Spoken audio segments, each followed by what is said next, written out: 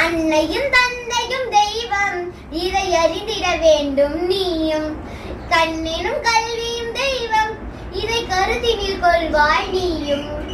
பொன்னையும் மண்ணையும் விஞ்சும், அந்த புகழும் நம்மை கொஞ்சும். நன்மையும் மென்மையும் தோன்றும், நலநயம் அது நம்மை கண்டும். கல்வியை கற்றிட வேண்டும், அதை கசடரை கற்றிட வேண்டும். வல்லமை பெற்றிட வேண்டும், நல்பலம் அதை எட்டிட வேண்டும்.